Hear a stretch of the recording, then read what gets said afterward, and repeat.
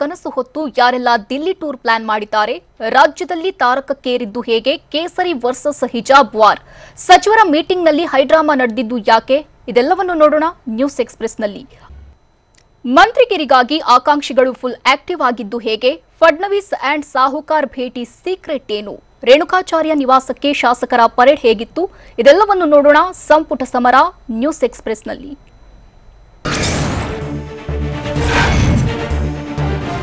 ಸಚಿವ ಸಂಪುಟ ಸರ್ಕಸ್ ಜೋರಾಗಿದ್ದು ಮಹಾರಾಷ್ಟ್ರ ಮಾಜಿ ಸಿಎಂ ಫಡ್ನವೀಸ್ರನ್ನ ರಮೇಶ್ ಜಾರಕಿಹೊಳಿ ಭೇಟಿಯಾಗಿ ಚರ್ಚಿಸಿದ್ದಾರೆ. ಗೋವಾದ ಖಾಸಗಿ ಹೋಟೆಲ್ನಲ್ಲಿ ಉಭಯ ನಾಯಕರು ಸುದೀರ್ಘವಾಗಿ ಮಾತುಕತೆ ನಡೆಸಿದ್ದಾರೆ. ಇದೇ ವೇಳೆ ಫಡ್ನವೀಸ್ ಮುಂದೆ ಜಾರಕಿಹೊಳಿ ದೂರುಗಳ ಪಟ್ಟಿಯನ್ನೇ ಇಟ್ಟಿದ್ದಾರೆ. ಬೆಳಗಾವಿ ಬಿಜೆಪಿಯಲ್ಲಿನ ಭಿನ್ನಮತ ರಾಜಕೀಯವಾಗಿ ಟಾರ್ಗೆಟ್ ಮಾಡುತ್ತಿರುವ ಬಗ್ಗೆ ಚರ್ಚೆ ನಡೆಸಿದ್ದಾರೆ.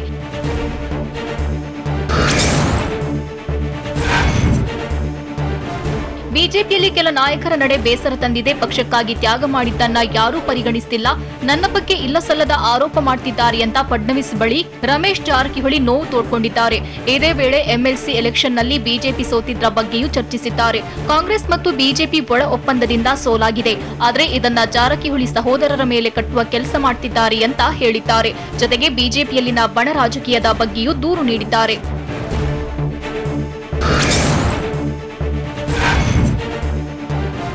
ಈ ಬಾರಿ ರಮೇಶ್ ಜಾರಕಿಹೊಳಿಗೆ ಸಚಿವ ಸ್ಥಾನ ಸಿಗುವ ಸಾಧ್ಯತೆ ಇದೆ. ಸಚಿವ ಸ್ಥಾನ ಕೊಡಿಸುವಂತೆ ರಮೇಶ್ ಜಾರಕಿಹೊಳಿ ಮಾಡಿದ ಮನವಿಗೆ ದೇವೇಂದ್ರ ಫಡ್ನವೀಸ್ ಸಕಾರಾತ್ಮಕವಾಗಿ ಸ್ಪಂದಿಸಿದ್ದು ಎಲ್ಲಾ ಸಮಸ್ಯೆ ಸರಿ ಮಾಡುವುದಾಗಿ ಹೇಳಿದ್ದಾರಂತೆ. ಅಲ್ಲದೆ ಸಚಿವ ಸ್ಥಾನ ನೀಡುವ ಕುರಿತು ದಿಲ್ಲಿ ವರಿಷ್ಠರ ಜತೆ ಚರ್ಚಿಸುವುದಾಗಿ ಫಡ್ನವೀಸ್ ಭರವಸೆ ನೀಡಿದ್ದಾರಂತೆ.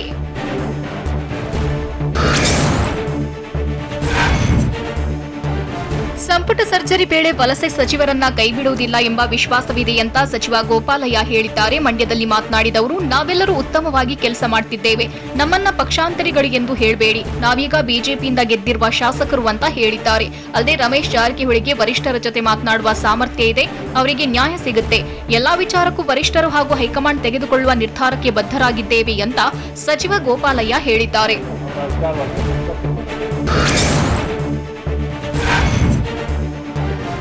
ಮಂತ್ರಿ ಪಟ್ಟ ಗಿಟ್ಟಿಸಿಕೊಳ್ಳಲು ಆಕಾಂಕ್ಷಿಗಳು ಕಸರತ್ತು ನಡೆಸುತ್ತಿದ್ದಾರೆ. ಸಚಿವ ಸ್ಥಾನದ ಪ್ರಬಲ ಆಕಾಂಕ್ಷಿಯಾಗಿರುವ ಎಂಪಿ ರೇಣುಕಾಚಾರ್ಯ ಮುಂದಿನ ವಾರ ದೆಹಲಿಗೆ ತೆರಳಲಿದ್ದಾರೆ. ಹೀಗಾಗಿ ಸಚಿವಾಕಾಂಕ್ಷಿಗಳು ಭಾರಿ ತಾಲೀಮು ಮಾಡುತ್ತಿದ್ದು ರೇಣುಕಾಚಾರ್ಯ ನಿವಾಸಕ್ಕೆ ಪರೇಡ್ ಮಾಡುತ್ತಿದ್ದಾರೆ. ಬೆಂಗಳೂರಿನಲ್ಲಿರುವ ಸರ್ಕಾರಿ ನಿವಾಸಕ್ಕೆ ಶಾಸಕರು ಭೇಟಿ ನೀಡಿ ರೇಣುಕಾಚಾರ್ಯ ಜೊತೆ ಚರ್ಚಿಸಿದ್ದಾರೆ.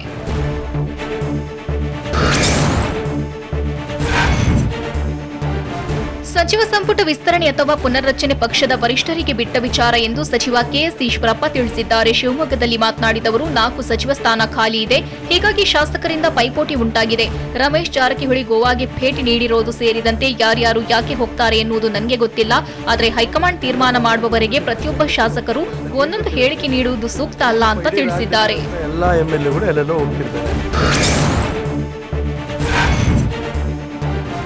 ಸಿಎಂ ನೀರಾವರಿ ಇಲಾಖೆ ಸೇರಿದಂತೆ ಕೆಲ ಆಡಳಿತಾತ್ಮಕ ವಿಚಾರಗಳನ್ನ ಚರ್ಚೆ ಮಾಡಲು ದೆಹಲಿಗೆ ಹೋಗ್ತಿದ್ದಾರೆ. ಯಾವುದೇ ಆಕಾಂಕ್ಷಿ ಪಟ್ಟಿ ಅದೆಲ್ಲ ಇಲ್ಲ ಅಂತ ಕಾರವಾರದಲ್ಲಿ ಸಚಿವ ಕೋಟಾ ಶ್ರೀನಿವಾಸ್ ಪೂಜಾರಿ ಹೇಳಿದ್ದಾರೆ. ಕೆಲ ಶಾಸಕರು ಸಚಿವ ಸ್ಥಾನದ ಬಗ್ಗೆ ಅಭಿಪ್ರಾಯ ವ್ಯಕ್ತಪಡಿಸುತ್ತಿದ್ದಾರೆ, ಆದರೆ ಅದೆಲ್ಲ ಸಿಎಂಗೆ ಬಿಟ್ಟದ್ದು. ಪಕ್ಷದ ವರಿಷ್ಠರು ಏನು ನಿರ್ಧಾರ ತೆಗೆದುಕೊಳ್ತಾರೆ ಅದಕ್ಕೆ ಬದ್ಧರಾಗಿರಬೇಕು. ಸಚಿವ ಸ್ಥಾನದ ಬಗ್ಗೆ ಬೇಡಿಕೆ ಇಟ್ಟವರು ಇಡದೇ ಇದ್ದವರು ಎಲ್ಲರೂ ಅರ್ಹರು. ಒಂದು ವ್ಯವಸ್ಥೆಯಲ್ಲಿ ಬೇಡಿಕೆ ಜಾಸ್ತಿ ಇದ್ದು ಅವಕಾಶ ಕಡಿಮೆ ಇದ್ದಾಗ ಇವೆಲ್ಲ ಸಹಜ ಅಂತ ಕೋಟಾ ಶ್ರೀನಿವಾಸ್ ಪೂಜಾರಿ ಹೇಳಿದ್ದಾರೆ.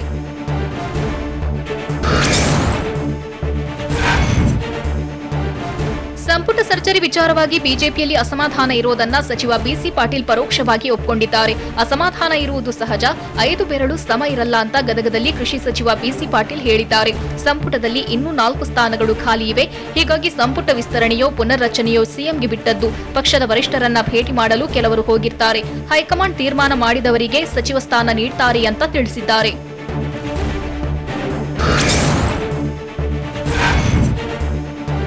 ಸಚಿವರು ಸ್ಪಂದಿಸುತ್ತಿಲ್ಲ ಎಂಬ ರೇಣುಕಾಚಾರ್ಯ ಹೇಳಿಕೆಗೆ ಸಚಿವ ಬಿಸಿ ಪಾಟೀಲ್ ತಿರುಗೇಟು ನೀಡಿದ್ದಾರೆ.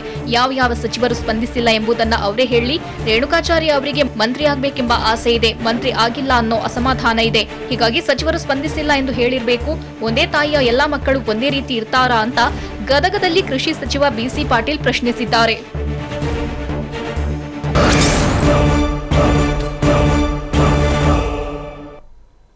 ಪವರ್ ಸೆಂಟರ್ ಆಗಿದ್ದು ಹೇಗೆ, ಸಿಎಂ ಬೊಮ್ಮಾಯಿ ನಿವಾಸ, ಸಿಡಿ ಕೇಸ್ನಲ್ಲಿ ರಮೇಶ್ ಜಾರಕಿಹೊಳಿಗೆ ಶೀಘ್ರವೇ ರಿಲೀಫ್ ಸಿಗುತ್ತಾ, ಅಪ್ಪು ಕುಟುಂಬಕ್ಕೆ ಸಾಂತ್ವನ ಹೇಳಿ ಅಲ್ಲು ಅರ್ಜುನ್ ತಿಳಿಸಿದ್ದು ಏನು ನೋಡೋಣ ಬೆಂಗಳೂರು ನ್ಯೂಸ್ ಎಕ್ಸ್‌ಪ್ರೆಸ್‌ನಲ್ಲಿ. ಸಿಎಂ ದೆಹಲಿ ಯಾತ್ರೆ ವಿಚಾರ ಸದ್ದು ಮಾಡುತ್ತಲೇ ಸಚಿವ ಸ್ಥಾನ ಆಕಾಂಕ್ಷಿಗಳು ಅಲರ್ಟ್ ಆಗಿದ್ದಾರೆ. ಸಿಎಂ ಬೊಮ್ಮಾಯಿ ಮನೆಗೆ ಶಾಸಕರಾದ ಯತ್ನಾಳ್ ಬೆಲ್ಲದ್ ಭೇಟಿ ನೀಡಿದ್ದು ಕೆಲಕಾಲ ಚರ್ಚೆ ನಡೆಸಿದ್ರು. ಸಿಎಂ ಗೃಹ ಕಚೇರಿ ಕೃಷ್ಣಾದಲ್ಲಿ ಮಾತುಕತೆ ನಡೆದಿದ್ದು ಮಂತ್ರಿ ಪಟ್ಟ ಗಿಟ್ಟಿಸಿಕೊಳ್ಳಲು ಷರತ್ತು ನಡೆಸಿದ್ರು. ಇನ್ನು ಸೋಮವಾರ ಸಿಎಂ ಬೊಮ್ಮಾಯಿ ದೆಹಲಿಗೆ ತೆರಳಿದ್ದು ಸಿಎಂ ದೆಹಲಿ ಭೇಟಿಗೂ ಮುನ್ನವೇ ಶಾಸಕರು ಲಾಬಿ ಶುರು ಮಾಡಿದ್ದಾರೆ.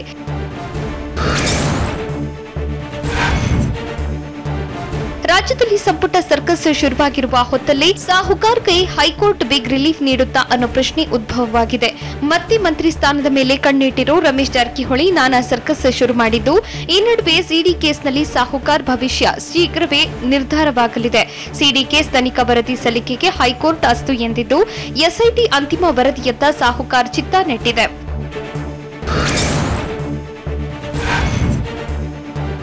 ತಮ್ಮ ಮೇಲೆ ಲೈಂಗಿಕ ದೌರ್ಜನ್ಯ ಆರೋಪ ಕೇಳಿಬಂದಿರೋ ಹಿನ್ನೆಲೆ ರಮೇಶ್ ಜಾರಕಿಹೊಳಿ ಸಚಿವ ಸ್ಥಾನಕ್ಕೆ ರಾಜೀನಾಮೆ ನೀಡಿದ್ರು. ಸದ್ಯ ಪ್ರಕರಣದ ತನಿಖೆ ಮುಗಿದಿದ್ದು ಅಂತಿಮ ವರದಿ ಸಲ್ಲಿಕೆಯಾಗಿದೆ. ಹೀಗಾಗಿ ಎಸ್ಐಟಿ ಅಂತಿಮ ವರದಿಯಲ್ಲಿ ಜಾರಕಿಹೊಳಿ ರಾಜಕೀಯ ಭವಿಷ್ಯ ಅಡಗಿದೆ. ಇವತ್ತಿ ಆರೋಪ ಸಾಬೀತಾಗದಿದ್ರೆ ಬಿ ರಿಪೋರ್ಟ್ ಸಲ್ಲಿಕೆಯಾಗಲಿದ್ದು ರಮೇಶ್ ಆರೋಪ ಮುಕ್ತರಾಗಲಿದ್ದಾರೆ. ಒಂದೊಮ್ಮೆ ಚಾರ್ಜ್ ಶೀಟ್ ಸಲ್ಲಿಸಿದ್ರೆ ಜಾರಕಿಹೊಳಿ ಸಂಕಷ್ಟ ಎದುರಾಗಲಿದೆ.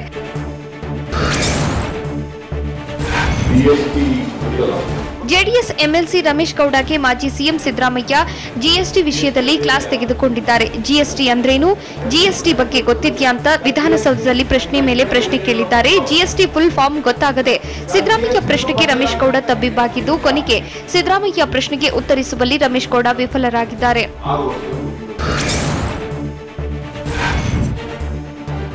ಇಬ್ರಾಹಿಂಗೆ ಕೋಪ ಕಡಿಮೆ ಆದ್ಮೇಲೆ ಮಾತನಾಡ್ತೀನಿ, ಇಬ್ರಾಹಿಂ ಪಕ್ಷ ಬಿಡಲ್ಲವೆಂದು ವಿಶ್ವಾಸವಿದೆ ಅಂತ ವಿಪಕ್ಷ ನಾಯಕ ಸಿದ್ದರಾಮಯ್ಯ ಹೇಳಿದ್ರು. ಬೆಂಗಳೂರಿನಲ್ಲಿ ಮಾತನಾಡಿದ ಮಾಜಿ ಸಿಎಂ ಇಬ್ರಾಹಿಂ ಎಲ್ಲಿ ಇದ್ರು ನನ್ನ ಸ್ನೇಹಿತ. ಇಬ್ರಾಹಿಂ ಪಕ್ಷ ಬಿಟ್ರು ನಾನು ಅವರ ಮನೆಗೆ ಹೋಗ್ವೆ, ರಾಜಕೀಯ ಬೇರೆ, ವೈಯಕ್ತಿಕ ಸ್ನೇಹವೇ ಬೇರೆ ಅಂತ ಸಿದ್ದರಾಮಯ್ಯ ಹೇಳಿದ್ರು.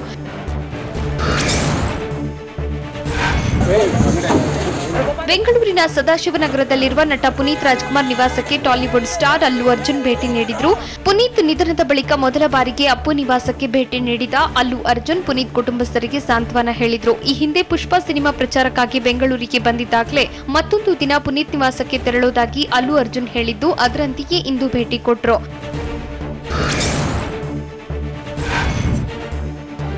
ಮಾನ್ಯತಾ ಟೆಕ್ ಪಾರ್ಕ್ ಬಳಿ ಶಿವಣ್ಣ ಇರುವ ನಿವಾಸಕ್ಕೂ ಅಲ್ಲು ಅರ್ಜುನ್ ಭೇಟಿ ಕೊಟ್ಟರು. ಪುನೀತ್ ನಿವಾಸಕ್ಕೆ ತೆರಳುವ ಮೊದಲೇ ಶಿವರಾಜ್ ಕುಮಾರ್ ನಿವಾಸಕ್ಕೆ ಭೇಟಿ ಕೊಟ್ಟು ಅಲ್ಲು ಅರ್ಜುನ್ ಪುನೀತ್ ಅಗಲಿಕೆ ಹಿನ್ನೆಲೆ ಶಿವಣ್ಣ ಸೇರಿ ಕುಟುಂಬಸ್ಥರಿಗೆ ಸಾಂತ್ವನ ಹೇಳಿದ್ರು. ಬಳಿಕ ನೇರವಾಗಿ ಪುನೀತ್ ನಿವಾಸಕ್ಕೆ ತೆರಳಿದ್ರು.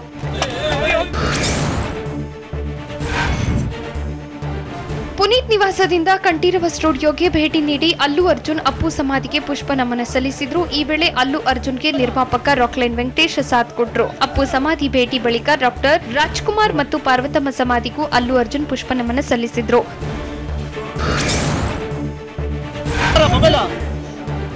ಪುನೀತ್ ರಾಜ್ಕುಮಾರ್ ನೆನಪೇ ಇಂದು ಶಾಶ್ವತ, ನನಗೆ ಪುನೀತ್ ಡ್ಯಾನ್ಸ್ ಇಷ್ಟವಾಗ್ತಿತ್ತು ಅಂತ ಅಪ್ಪು ಸಮಾಧಿ ಬಳಿ ಅಲ್ಲು ಅರ್ಜುನ್ ಹೇಳಿದ್ರು. ನಮಗೆ ಅಪ್ಪು ಯಾವಾಗಲೂ ಮಾದರಿಯಾಗಿರ್ತಾರೆ, ಶಿವಣ್ಣನನ್ನು ಭೇಟಿಯಾಗಿ ಸಮಾಧಾನವಾಯಿತು ಅಂತ ಕಂಠೀರವ ಸ್ಟುಡಿಯೋದಲ್ಲಿ ನಟ ಅಲ್ಲು ಅರ್ಜುನ್ ಭಾವುಕರಾಗಿ ಹೇಳಿದ್ರು.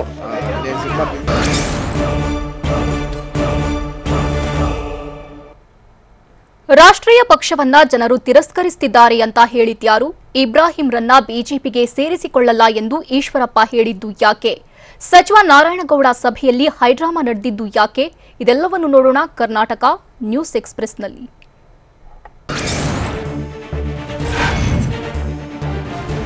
ರಾಷ್ಟ್ರೀಯ ಪಕ್ಷಗಳನ್ನ ಜನರು ತಿರಸ್ಕರಿಸುತ್ತಿದ್ದಾರೆ ಅಂತ ಮಾಜಿ ಸಿಎಂ ಎಚ್.ಡಿ. ಕುಮಾರಸ್ವಾಮಿ ಹೇಳಿದ್ದಾರೆ. ದೇಶದಲ್ಲಿ ಪ್ರಾದೇಶಿಕ ಪಕ್ಷಗಳು ಮೇಲೆ ಬರ್ತಿವೆ. ನಾವು ಅಧಿಕಾರಕ್ಕೆ ಬಂದಾಗ ನೀರಾವರಿಗೆ ಕೊಟ್ಟ ಕೊಡುಗೆ ಕಡತಗಳಲ್ಲಿವೆ. ದೆಹಲಿಯಿಂದ ಕನ್ನಡದ ಬಗ್ಗೆ ಸಾಕಷ್ಟು ಸಮಸ್ಯೆಗಳನ್ನ ಉಂಟು ಮಾಡಲಾಗ್ತಿದೆ. ಜೆಡಿಎಸ್ ರೈತರಿಗೆ ಕೊಟ್ಟಷ್ಟು ಕೊಡುಗೆ ಬೇರೆ ಪಕ್ಷಗಳು ಕೊಟ್ಟಿಲ್ಲ. ನನ್ನ ಅವಧಿಯಲ್ಲಿ 4 ಬಾರಿ ರೈತರ ಸಭೆ ನಡೆಸಿದ್ದೇನೆ. ರೈತ ಮುಖಂಡರ ಜೊತೆಯೂ ಚರ್ಚೆ ಮಾಡ್ತೀನಿ ಅಂತ ಮಾಜಿ ಸಿಎಂ ಎಚ್.ಡಿ.ಕೆ ತಿಳಿಸಿದ್ದಾರೆ.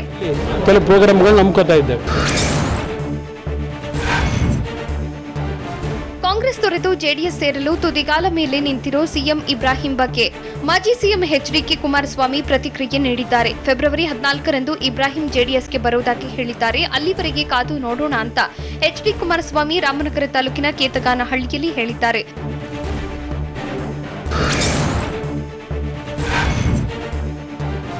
ಸಿಎಂ ಇಬ್ರಾಹಿಂರನ್ನು ಬಿಜೆಪಿಗೆ ಸೇರಿಸಿಕೊಳ್ಳುವುದಿಲ್ಲ, ಇಬ್ರಾಹಿಂ ಹೆಜ್ಜೆ ಧೂಳು ಕೂಡ ಬಿಜೆಪಿಗೆ ತೆಗೆದುಕೊಳ್ಳಲ್ಲ ಅಂತ ಶಿವಮೊಗ್ಗದಲ್ಲಿ ಸಚಿವ ಕೆಎಸ್ ಈಶ್ವರಪ್ಪ ಹೇಳಿದ್ದಾರೆ. ಶಿವಮೊಗ್ಗದಲ್ಲಿ ಮಾತನಾಡಿದ ಅವರು, ಎಂಎಲ್ಸಿ ಸಿಎಂ ಇಬ್ರಾಹಿಂ ಈಗಾಗಲೇ ಕಾಂಗ್ರೆಸ್ ಪಕ್ಷದಿಂದ ಹೊರಬಂದಿದ್ದಾರೆ. ಇಬ್ರಾಹಿಂ ಸಹೋದರರು ಈ ಹಿಂದೆ ಭದ್ರಾವತಿಯಲ್ಲಿ ಬಿಜೆಪಿಗೆ ಅನ್ಯಾಯ ಮಾಡಿರುವುದು ಎಲ್ಲರಿಗೂ ಗೊತ್ತಿದೆ ಅಂತ ಸಚಿವ ಕೆಎಸ್ ಈಶ್ವರಪ್ಪ ಹೇಳಿದ್ದಾರೆ.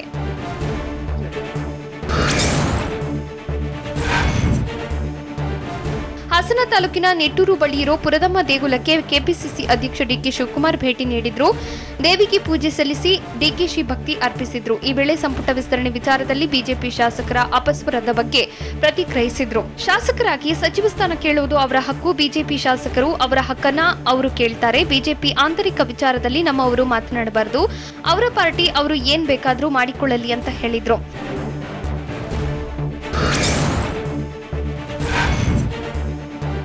ಮಂಡ್ಯ ಜಿಲ್ಲೆ ಶ್ರೀರಂಗಪಟ್ಟಣ ತಾಲೂಕು ಪಂಚಾಯಿತಿ ಕಾರ್ಯನಿರ್ವಾಹಕ ಅಧಿಕಾರಿಯನ್ನ ಸಸ್ಪೆಂಡ್ ಮಾಡಲಾಗಿದೆ ಅಂತ ಸಚಿವ ಕೆಎಸ್ ಈಶ್ವರಪ್ಪ ಹೇಳಿದ್ದಾರೆ. ಸರಿಯಾಗಿ ಕೆಲಸ ಮಾಡದ ಇಇಒಗಳ ವಿರುದ್ಧ ಕಠಿಣ ಕ್ರಮ ಜರುಗಿಸಲಾಗುತ್ತೆ. ಪಿಡಿಒಗಳ ಜೊತೆ ಒಳ್ಳೆ ರೀತಿಯಲ್ಲಿ ಕೆಲಸ ಮಾಡಿ ಜನರಿಗೆ ಬೇಕಿರುವ ಕೆಲಸಗಳನ್ನ ಮಾಡಿ ಅಂತ ಇಇಒಗಳಿಗೆ ಸಚಿವ ಈಶ್ವರಪ್ಪ ಬುದ್ಧಿ ಮಾತು ಹೇಳಿದ್ದಾರೆ. ಶ್ರೀರಂಗಪಟ್ಟಣ ಇಇಒ ಭೈರಪ್ಪ ಪಿಡಿಒಗಳಿಗೆ ಹಣಕ್ಕೆ ಬೇಡಿಕೆ ಇಡ್ತಿದ್ದ ವಿಡಿಯೋ ವೈರಲ್ ಆಗಿದ್ದು, ಸಚಿವರು ಅಮಾನತು ಶಿಕ್ಷೆ ನೀಡಿದ್ದಾರೆ. ತನಿಖೆ ಬಳಿಕ ಮುಂದಿನ ಕ್ರಮ ಕೈಗೊಳ್ಳುತ್ತೇವೆ ಅಂತಾನು ಶಿವಮೊಗ್ಗ ಸಚಿವ ಕೆಎಸ್ ಈಶ್ವರಪ್ಪ ಹೇಳಿದ್ದಾರೆ. ತೀರ್ಮಾನ ಮಾಡಿದ್ದೀವಿ. ಸಚಿವ ನಾರಾಯಣಗೌಡ ಸಭೆ ವೇಳೆ ದೊಡ್ಡ ಹೈಡ್ರಾಮಕ್ಕೆ ಮಂಡ್ಯದ ಪ್ರವಾಸಿ ಮಂದಿರ ಸಾಕ್ಷಿಯಾಯಿತು. ಬಿಜೆಪಿ ಕಾರ್ಯಕರ್ತರು ವ್ಯಕ್ತಿಯ ನಡುವೆ ತಳ್ಳಾಟ ನೂಕಾಟ ನಡೆದಿದ್ದು, ಕೆಲಕಾಲ ಗೊಂದಲದ ವಾತಾವರಣ ನಿರ್ಮಾಣವಾಯಿತು. ನಿಮ್ಮ ಪಿಎ ನಿಮ್ಮನ್ನ ಬೇರೆಯವರಿಗೆ ಮಾರಿಬಿಟ್ರು ಸರ್ ಅಂತ ವ್ಯಕ್ತಿಯೋರ್ವ ಸಚಿವ ನಾರಾಯಣಗೌಡರಿಗೆ ಹೇಳಿದ್ದು, ಅದೇನು ಬಂದು ಮಾತನಾಡು ಎಂದು ಸಚಿವರು ಹೇಳಿದ್ರು. ಈ ವೇಳೆ ವ್ಯಕ್ತಿಯನ್ನು ಬಿಜೆಪಿ ಕಾರ್ಯಕರ್ತರು ತಳ್ಳಾಡಿದ ಪ್ರಸಂಗ ನಡೆಯಿತು.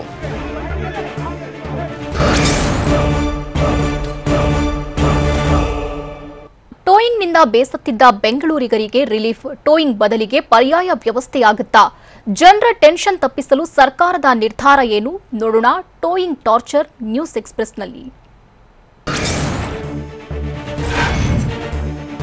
ಟೋಯಿಂಗ್ನಿಂದ ಬೇಸತ್ತಿದ್ದ ಬೆಂಗಳೂರಿಗರಿಗೆ ರಿಲೀಫ್ ಸಿಕ್ಕಿದೆ. ಟೋಯಿಂಗ್ ವಿರುದ್ಧ ಜನರು ಆಕ್ರೋಶಗೊಳ್ಳುತ್ತಿದ್ದಂತೆ ಸರ್ಕಾರ ಅಲರ್ಟ್ ಆಗಿದ್ದು, ಬೆಂಗಳೂರಲ್ಲಿ 15 ದಿನ ಟೋಯಿಂಗ್ಗೆ ತಾತ್ಕಾಲಿಕ ಬ್ರೇಕ್ ಬಿದ್ದಿದೆ. 15 ದಿನ ರಾಜಧಾನಿಯಲ್ಲಿ ಟೋಯಿಂಗ್ ಮಾಡೋದಿಲ್ಲ, ಆದರೆ ನೋ ಪಾರ್ಕಿಂಗ್ನಲ್ಲಿ ವಾಹನ ನಿಲ್ಲಿಸಿದ್ರೆ ದಂಡ ಹಾಕಲಿದ್ದಾರೆ. ನಿಯಮ ಉಲ್ಲಂಘಿಸುವ ಸವಾರರ ಮೇಲೆ ಕ್ರಮ ಕೈಗೊಳ್ಳುವಂತೆ ಪೊಲೀಸರಿಗೆ ಗೃಹ ಸಚಿವರು ಸೂಚನೆ ನೀಡಿದ್ದಾರೆ. ಗೃಹ ಸಚಿವ ಆರಗ ಜ್ಞಾನೇಂದ್ರ ನೇತೃತ್ವದ ಸಭೆಯಲ್ಲಿ ಮಹತ್ವದ ನಿರ್ಧಾರ ಕೈಗೊಳ್ಳಲಾಗಿದೆ.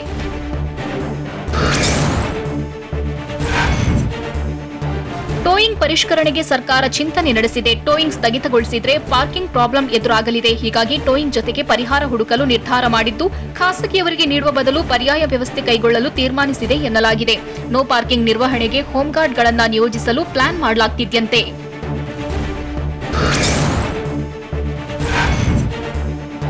ಟೋಯಿಂಗ್ ಸಿಬ್ಬಂದಿ ಟಾರ್ಚರ್ಗೆ ಬ್ರೇಕ್ ಹಾಕಲು ಮುಂದಾಗಿರೋ ಸಿಎಂ ಬೊಮ್ಮಾಯಿ ಕಳೆದ ಸೋಮವಾರವೇ ಪೊಲೀಸ್ ಅಧಿಕಾರಿಗಳ ಜೊತೆ ಸಭೆ ನಡೆಸಿದ್ರು. ನಿನ್ನೆಯೂ ಗೃಹ ಸಚಿವ ಆರಗ ಜ್ಞಾನೇಂದ್ರ ಪೊಲೀಸ್ ಅಧಿಕಾರಿಗಳ ಜೊತೆ ಸಭೆ ನಡೆಸಿದ್ರು. ಪೊಲೀಸ್ ಅಧಿಕಾರಿಗಳ ಸಭೆ ಬಳಿಕ ಸಿಎಂ ಬೊಮ್ಮಾಯಿ ಜೊತೆಗೂ ಚರ್ಚಿಸಿದ್ರು. ನಂತರ ಬೆಂಗಳೂರಲ್ಲಿ ತಾತ್ಕಾಲಿಕವಾಗಿ ಅಂದ್ರೆ 15 ದಿನಗಳ ಕಾಲ ಟೋಯಿಂಗ್ ಮಾಡದಂತೆ ಆದೇಶ ಮಾಡಿದ್ದಾರೆ.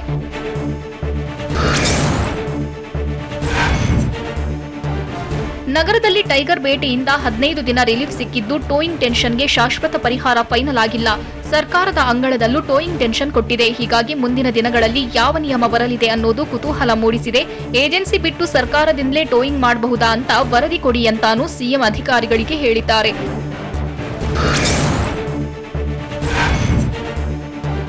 ಬೆಂಗಳೂರಿನಲ್ಲಿ ವಾಹನ ಟೋಯಿಂಗ್ ವಿಚಾರಕ್ಕೆ ಶುರುವಾಗಿದ್ದ ಜಟಾಪಟಿಗೆ ಅಂತ್ಯ ಹಾಡಲು ಮುಂದಾಗಿದೆ. ಈ ನಿರ್ಧಾರ ಸಾರ್ವಜನಿಕರ ಅನುಕೂಲಕ್ಕಾಗಿ ಅಂತ ಕಂಡು ಬಂದರೂ ಬಿಬಿಎಂಪಿ ಎಲೆಕ್ಷನ್ ಲೆಕ್ಕಾಚಾರ ಇದೆ ಅಂತಲೇ ಹೇಳಲಾಗ್ತಿದೆ. ಟೋಯಿಂಗ್ ನೀತಿ ಸರಿಪಡಿಸುವಂತೆ ಸರ್ಕಾರದ ಮೇಲೆ ಬಿಜೆಪಿಯಿಂದಲೇ ಒತ್ತಡ ಕೇಳಿ ಬಂದಿತ್ತು.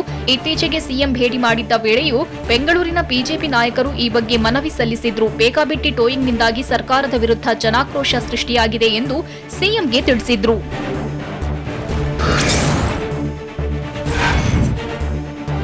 ಬೆಂಗಳೂರಿನಲ್ಲಿ ಪಾರ್ಕಿಂಗ್ಗೆ ಸರಿಯಾದ ಜಾಗವೇ ಇಲ್ಲ. ಬಿಬಿಎಂಪಿ ರಸ್ತೆ ನಿರ್ಮಿಸಿ ಪಾರ್ಕಿಂಗ್ಗೆ ಸ್ಥಳ ಕಲ್ಪಿಸಿಲ್ಲ. ಬಿಬಿಎಂಪಿ ಎಡವಟ್ಟಿನಿಂದ ನಗರದಲ್ಲಿ ಪಾರ್ಕಿಂಗ್ಗೆ ಜಾಗವಿಲ್ಲದೆ ವಾಹನ ಸವಾರರು ಪರದಾಡುವಂತಾಗಿದೆ. ನಗರದಲ್ಲಿ ಬೇಕಾಬಿಟ್ಟಿ ಪಾರ್ಕಿಂಗ್ಗೆ ಬಿಬಿಎಂಪಿಯೇ ಕಾರಣ ಅಂತ ಹೇಳಲಾಗ್ತಿದೆ. ಬೆಂಗಳೂರಿನಲ್ಲಿ ಪ್ರತಿ ಮನೆ ಹಾಗೂ ಕಮರ್ಷಿಯಲ್ ಕಾಂಪ್ಲೆಕ್ಸ್ಗಳಲ್ಲಿ ಪಾರ್ಕಿಂಗ್ಗೆ ಜಾಗ ಕಲ್ಪಿಸಬೇಕು ಎಂದು ಕಾನೂನಿದೆ. ಆದರೆ ಪಾರ್ಕಿಂಗ್ ಸ್ಥಳವನ್ನ ವಾಣಿಜ್ಯ ಉದ್ದೇಶಕ್ಕೆ ಬಳಸುತ್ತಿದ್ರು ಬಿಬಿಎಂಪಿ ಕಣ್ಮುಚ್ಚಿ ಕುಳಿತಿದೆ.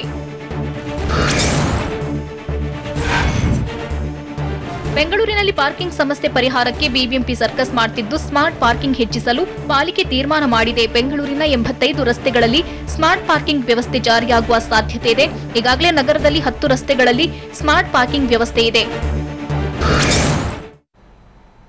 ರಾಜ್ಯದಲ್ಲಿ ತಾರಕಕ್ಕೇರಿದ್ದು ಯಾಕೆ? ಕೇಸರಿ ವರ್ಸಸ್ ಹಿಜಾಬ್ ವಾರ್. ರಾಜ್ಯದಲ್ಲಿ ಸಿಎಂ ಬದಲಾವಣೆ ಸಾಧ್ಯವೇ ಇಲ್ಲ ಅಂತ ಹೇಳಿದ್ಯಾರು? ಮಕ್ಕಳ ಜತೆ ನಟ ಶಿವಣ್ಣ ರೌಂಡ್ಸ್ ಹೇಗಿತ್ತು? ನೋಡೋಣ ಸಮಗ್ರ ನ್ಯೂಸ್ ಎಕ್ಸ್‌ಪ್ರೆಸ್‌ನಲ್ಲಿ.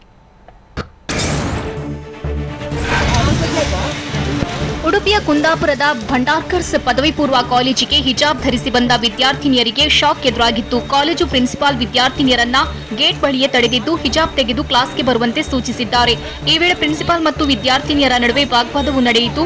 ಇನ್ನು ಕೇಸರಿ ಶಾಲು ಧರಿಸಿ ಬಂದ ವಿದ್ಯಾರ್ಥಿಗಳು ಕಾಲೇಜಿನಲ್ಲಿ ಜೈ ಶ್ರೀರಾಮ್ ಘೋಷಣೆ ಕೂಗಿದ್ದಾರೆ.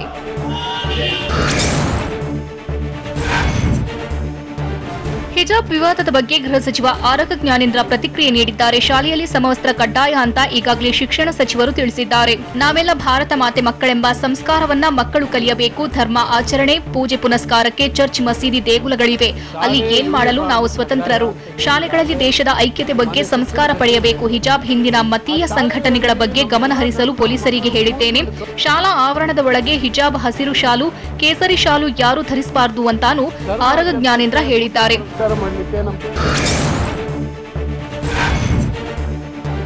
ಹಿಜಾಬ್ ವಿವಾದದ ಬಗ್ಗೆ ಉಡುಪಿ ಜಿಲ್ಲಾ ಉಸ್ತುವಾರಿ ಸಚಿವ ಎಸ್ ಅಂಗಾರ ಪ್ರತಿಕ್ರಿಯಿಸಿದ್ದಾರೆ. ಒಂದೊಂದು ಕಾಲೇಜಿನಲ್ಲಿ ಒಂದೊಂದು ನಿಯಮವಿಲ್ಲ. ಈ ಬಗ್ಗೆ ಸರ್ಕಾರ ಒಂದು ಸೂಕ್ತ ತೀರ್ಮಾನ ಕೈಗೊಳ್ಳುತ್ತೆ. ಜಿಲ್ಲಾಡಳಿತದ ಜೊತೆಗೂ ಹಿಜಾಬ್ ವಿವಾದದ ಕುರಿತು ಚರ್ಚಿಸುತ್ತೇನೆ. ವಿದ್ಯಾರ್ಥಿಗಳು ತಮಗೆ ಬೇಕಾದಂತೆ ಕಾಲೇಜಿಗೆ ಬರೋ ಹಾಗಿಲ್ಲ. ಸಮವಸ್ತ್ರ ಸಂಬಂಧ ಸರ್ಕಾರ ತಜ್ಞರ ಸಮಿತಿ ರಚಿಸಿದೆ ಅಂತಾನೂ ಉಡುಪಿ ಜಿಲ್ಲಾ ಉಸ್ತುವಾರಿ ಸಚಿವ ಎಸ್ ಅಂಗಾರ ಹೇಳಿದ್ದಾರೆ.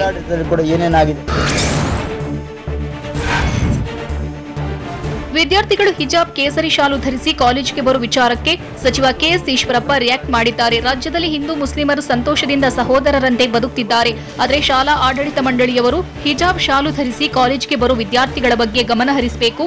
ಕೆಲವರಿಂದ ಗೊಂದಲ ಸೃಷ್ಟಿಯಾಗ್ತಿದೆ. ಹಿಜಾಬ್ ಕುರಿತು ಆಯಾ ಶಾಲಾ ಆಡಳಿತ ಗಮನ ಹರಿಸಿ ಯಾವುದೇ ತೊಂದರೆ ಆಗದಂತೆ ಸಂಬಂಧಪಟ್ಟ ವಿದ್ಯಾರ್ಥಿಗಳ ವಿರುದ್ಧ ಕ್ರಮ ಕೈಗೊಳ್ಳಬೇಕು ಅಂತ ಸಚಿವ ಈಶ್ವರಪ್ಪ ಹೇಳಿದ್ದಾರೆ.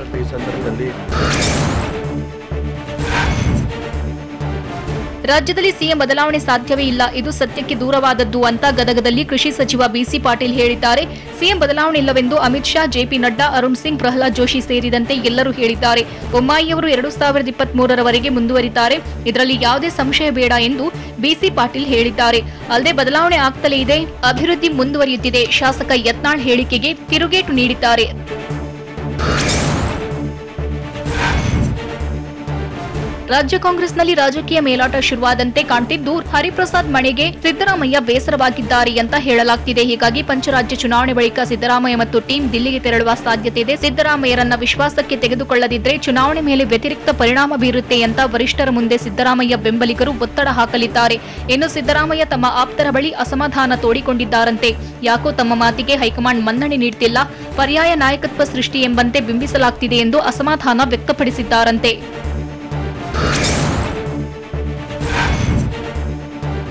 ಅಶೋಕ್ ಪಟ್ಟಣ್ಗೆ ನೋಟಿಸ್ ವಿಚಾರಕ್ಕೆ ರಾಜ್ಯ ಕಾಂಗ್ರೆಸ್ನಲ್ಲಿ ಸಿದ್ದರಾಮಯ್ಯ, ಡಿಕೆ ಶಿವಕುಮಾರ್ ಬಣಗಳ ಮಧ್ಯೆ ಮತ್ತೆ ಕಿತ್ತಾಟ ನಡೆದಿದೆ ಅಂತ ಹೇಳಲಾಗ್ತಿದೆ. ಉದ್ದೇಶಪೂರ್ವಕವಾಗಿ ಅಶೋಕ್ ಪಟ್ಟಣ್ಗೆ ನೋಟಿಸ್ ನೀಡಿದ್ದಾರೆ ಎಂದು ಡಿಕೆಶಿ ವಿರುದ್ಧ ಸಿದ್ದರಾಮಯ್ಯ ಬಣ ಅಸಮಾಧಾನ ಹೊರಹಾಕಿದೆ. ಈ ಹಿಂದೆ ನಾಯಕರ ವಿರುದ್ಧ ಮಾತನಾಡಿದ್ದಾರೆ, ಅಂಥವರಿಗೆ ನೋಟಿಸ್ ಕೊಡಬೇಕಿತ್ತೆಂದು ಕಿಡಿಕಾರಿದ್ದಾರೆ. ಇನ್ನು ಅಶೋಕ್ ಪಟ್ಟಣ್ ಜೊತೆ ಅನೌಪಚಾರಿಕವಾಗಿ ಮಾತನಾಡಿರುವ ಸಿದ್ದರಾಮಯ್ಯ ನೋಟಿಸ್ಗೆ ಸಮರ್ಪಕವಾಗಿ ಉತ್ತರಿಸುವೆ ಎಂದಿದ್ದಾರಂತೆ. ಮೈಸೂರಿನ ಶಕ್ತಿಧಾಮ ಶಾಲೆ ಮಕ್ಕಳ ಜತೆ ನಟ ಶಿವಣ್ಣ ಚಿಕ್ಕಬಳ್ಳಾಪುರದ ಭೋಗನಂದೀಶ್ವರನ ದೇಗುಲಕ್ಕೆ ಭೇಟಿ ನೀಡಿದ್ರು. ದೇವರ ದರ್ಶನ ಮಾಡಿದ ಬಳಿಕ ಗೀತಾ ಶಿವರಾಜ್ಕುಮಾರ್ಗೆ ಮಕ್ಕಳು ಸಿಹಿ ತಿನ್ನಿಸಿದ್ರು. ಈ ವೇಳೆ ಮಕ್ಕಳ ಪ್ರೀತಿಗೆ ಗೀತಾ ಶಿವರಾಜ್ಕುಮಾರ್ ಖುಷಿಯಾದ್ರು. ಇದೇ ವೇಳೆ ಮಾತನಾಡಿದ ಶಿವಣ್ಣ, ಮಕ್ಕಳಿಗೆ ಅರಿವು ಮೂಡಿಸುವ ಸಲುವಾಗಿ ಪ್ರವಾಸ ಹಮ್ಮಿಕೊಳ್ಳಲಾಗಿದೆ ಅಂತ ಹೇಳಿದ್ರು. ಅಲ್ಲದೆ ಪುನೀತ್ ಇಲ್ಲದ ನೋವು ಯಾವತ್ತೂ ಹೋಗಲ್ಲ, ಅಪ್ಪು ಯಾವತ್ತೂ ನಮ್ಮ ಜತೆಗಿದ್ದಾರೆ ಎಂಬ ಭಾವನೆ ಇದೆ. ಅಪ್ಪುನ ಸುಲಭವಾಗಿ ಮರೆಯಲು ಸಾಧ್ಯವಿಲ್ಲ ಅಂತ ಭಾವುಕರಾದ್ರು.